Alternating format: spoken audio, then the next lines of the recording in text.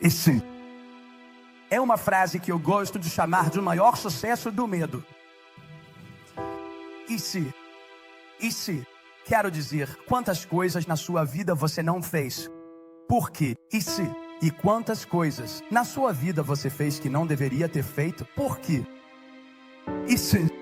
Quantas noites você poderia ter dormido, mas o e se te manteve acordado? Quantas manhãs você acordou ansioso? Porque o e se foi seu despertador? E se? Não apenas. E se Moisés quer saber? E se? Preste atenção na próxima palavra. E se? Eles. E se? Eles. É uma boa pergunta. E se? E é onde muitos de nós nos perguntamos. E vagamos a vida toda. E se eles? E se eles rirem de mim? E se eles não me aceitarem? Agora, por um lado, Moisés está em uma situação hipotética porque ele ainda não fez nada, mas ele está apenas imaginando os possíveis efeitos colaterais de sua obediência. E se eles? Mas, por outro lado, não é hipotético de forma alguma, é histórico, porque Moisés está com medo da mesma rejeição que ele experimentou 40 anos antes, recorrente por 40 anos antes, quando Moisés matou um egípcio em defesa de seu povo. E porque ele fez a coisa certa da maneira errada, ele acabou fugindo. E há algo sobre quando você tentou fazer a coisa certa e colocou seu coração em algo, mas você fez da maneira errada, que você nem mesmo quer tentar novamente. E agora Moisés está perguntando algo que é hipotético, mas é baseado no que é histórico. E ele está projetando seu passado em seu potencial, e isso é seu fator limitante. Mas Deus quer que ele saiba disso. Esse cajado em sua mão agora, para nós, um cajado é um instrumento de pastoreio, e Moisés o estava usando para cuidar das ovelhas de seu sogro. Mas para Moisés, o cajado representava muito mais do que sua vocação. Ele representava seus erros, porque se ele nunca tivesse matado o egípcio e acabado como um fugitivo fugindo do Egito, onde nasceu, ou foi adotado na realeza, ele nunca teria tido o cajado em sua mão. Então, quando Deus lhe pergunta o que está em sua mão, isso faz com que Moisés tenha que lidar com os erros que cometeu e que o colocaram na posição em que está. Porque quando Deus fala com você sobre seu potencial, Ele fará você confrontar seu passado. Toque alguém e diga, lide com isso. Então ele diz, o que está na sua mão? E para Moisés é um cajado, mas para Moisés também é seu passado, e para Moisés também é seu instrumento. A coisa que ele tem para fazer o que está fazendo, e há muito acontecendo neste cajado. E ainda assim Deus diz, o que você tem é o que você precisa. Deus queria dizer isso para uma mãe solteira hoje, que o que você tem é o que você precisa. Que Ele colocou o suficiente em você para criar essa criança. Ele previu que você estaria nessa situação, e Ele compensou o que outros não te deram, colocando em você uma determinação e uma coragem que são mais do que suficientes. E tudo o que você precisa está ao seu alcance. Então, deixe sua lista do que você não tem de lado hoje. O que é isso? Em sua mão. A sabedoria que você precisa está em um livro na sua estante que você não leu. Eu estava conversando com um cara que pastoreava uma igreja uma vez que era maior que a minha. Eu disse, preciso de um conselho. E ele disse, eu te dei um livro. Eu disse, você quer dizer aquele livro de 3 anos atrás? Ele disse, sim, aquele livro de 3 anos atrás. Você leu? Eu disse, não tive tempo. Ele disse, eu sabia que você chegaria a este ponto porque eu já estive lá. Então, eu te dei o que sabia que você precisaria. Você perdeu. Ele disse, me ligue de volta quando você ler o livro. Pelo menos leia alguns capítulos e conversaremos sobre o que vamos falar.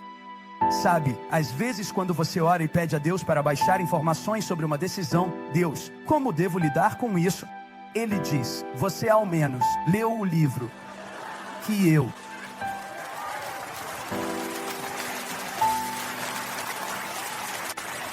Nunca vivemos em uma época em que a informação que está na palavra de Deus foi mais acessível para nós.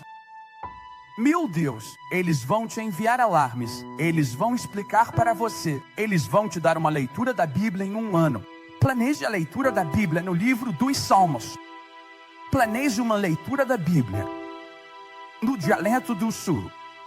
Eles vão te dar uma leitura da Bíblia. Como ler a Bíblia com seu cachorro em 32 dias, todas as manhãs durante sua caminhada com seu cachorro, uma Bíblia em áudio, Bíblia em braille. Ocar, alguém diga, pegue. Pede, você tem que pegar. Alegria está, pegue. Sabedoria está, você tem que pegar. Está lá. A informação que você precisa para a transformação da sua vida está esperando para ser agarrada por aqueles que abrirão os olhos para o que lhes foi dado. Estou pregando bem? Tudo o que você precisa está ao seu alcance. Era algo que ele já tinha em sua mão, que produziu o que ele precisava para avançar para o futuro e cumprir o propósito de Deus na terra. Isso me comove, porque eu me prendo ao que não tenho. Eu sei que você não. Eu não disse que você tinha. Eu disse que eu me prendo ao que não tenho. Mas aqui está o que o Senhor está me ensinando. É menos sobre o que você tem e mais sobre como você lida com o que tem. Vou provar para você. Você tem Netflix?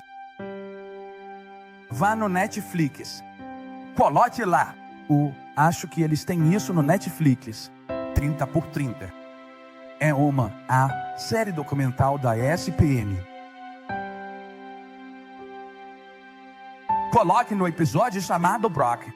Ele mostrará atletas que ganharam milhões de dólares e, quando suas carreiras terminaram, estavam endividados. Não é o que você é. O que você tem. Diga novamente. Venha comigo. Não é o que você é. O que você tem. Isso é verdade com dinheiro. Eu conheci pessoas ricas que estão mais atrasadas do que pessoas pobres.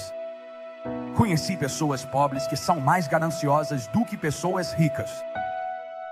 Não é o que você tem. É como você lida com o que você tem.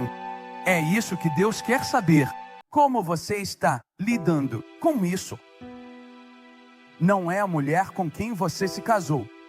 É como você lida com a mulher com quem se casou que determina se você terá o casamento que deseja. O processo de seleção é importante. Você pode cozinhar melhor com bons ingredientes. Mas estou dizendo, alguém pode ser capaz de pegar os mesmos ingredientes e fazer algo delicioso. Porque não é o que você tem, é como você lida, que determina o que você faz. Descobri que os adolescentes acham que estão ocupados. Eles vão te dizer, estou ocupado. Como você está? Deus, estou ocupado. Você está ocupado. E eles têm 12 anos agora. Eles têm 13 anos. Eu faço uma pergunta de acompanhamento. Você tem um bebê? Se você não tem um bebê, você não sabe. Ocupado. Pregue comigo. Quero todos vocês, adolescentes de 13 anos ocupados. Vocês estão tão ocupados. Quero que vocês encontrem uma mulher de 25 anos, no saguão, uma que tenha um assento de carro, que ela está tentando carregar ao sair da igreja. Aproximem-se dela e contenha ela o quão ocupados vocês estão. Veja ela olhar de volta para você, levar cerca de 5 minutos para mostrar que não é a quantidade de estresse que você tem, mas como você lida com o estresse que determina.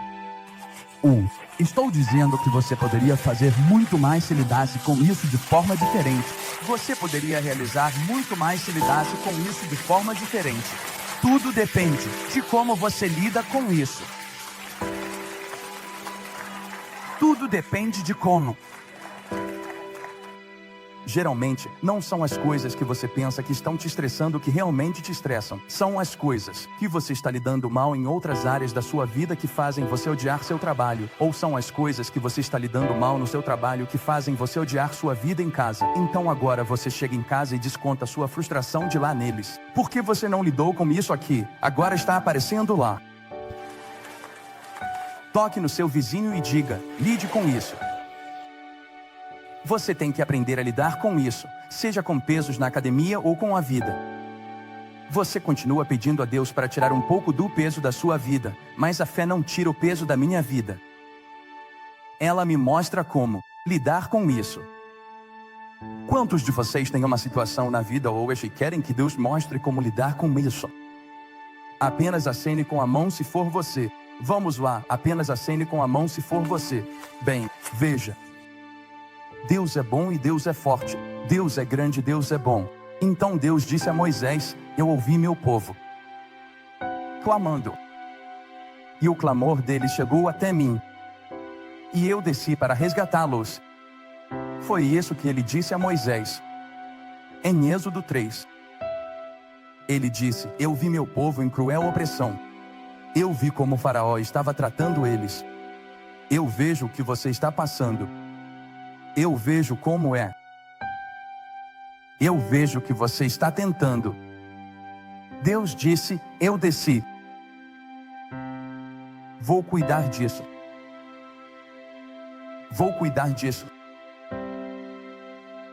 Eu vou cuidar disso. Agora, antes de você ficar realmente animado com isso, Deus tem sua maneira de lidar com coisas.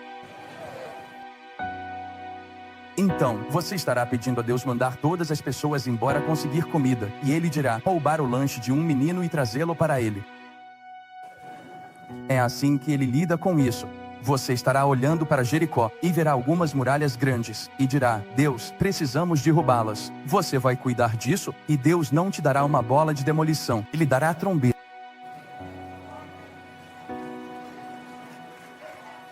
Porque Deus tem sua própria maneira de lidar com isso. Você dirá a Ele que não tem nada para pagar suas dívidas, e Ele perguntará: o que você tem em sua casa? E você dirá: um pouco de óleo. E Ele dirá para você ir aos seus vizinhos e pedir emprestado potes. E você dirá: não, esse é o problema. Estou endividado. Eu não preciso pedir mais nada emprestado. Peça emprestado corretamente. Conseguirá algo que não tinha, porque Deus tem uma maneira estranha de lidar com as coisas. Ou você estará rezando para que Ele envie o Messias, e estará pensando que Thor vai descer do céu e salvar o mundo. E Deus aparecerá a uma virgem, mesmo sem estar com um homem. Seu marido vai querer se divorciar de você. O que há em você é do Espírito Santo. E isso vai surgir e será a salvação do mundo. Mas vai começar em uma manjedoura, porque Deus vai lidar com isso de uma maneira estranha. Estou falando com alguém. Você está em uma situação agora, e Deus está lidando com isso, e você nem sabe, porque Ele está lidando com isso em um berço. E se o berço não for prova suficiente, Ele prova isso na cruz quando derrota a morte com o próprio instrumento, que simboliza sua natureza mais violenta. Ele não derrota a morte com um tanque. Ele não derrota a morte com uma espada. Ele derrota a morte com uma cruz. Porque Deus tem uma maneira estranha de lidar com a sua situação. E assim Ele está lidando com isso. E você nem sabe que Ele está lidando com isso porque você nunca viu isso ser tratado assim antes. Ele te diz para virar a outra face. E geralmente você é quem vira a face de alguém quando te ofendem. E Deus disse: não, eu tenho outra maneira.